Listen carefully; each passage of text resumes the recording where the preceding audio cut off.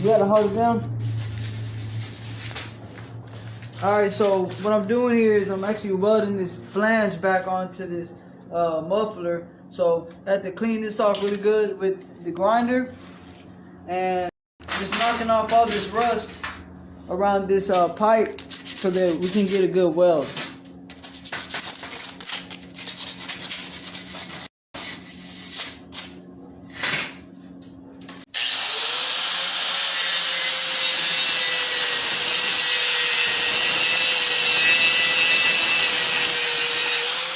I'm actually just tack welding the sides right now.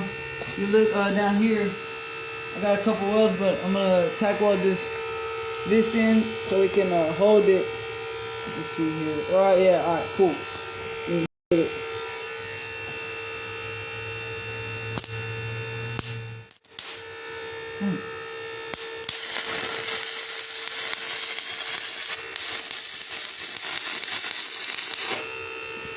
All right, and we're gonna do the same thing on the other side.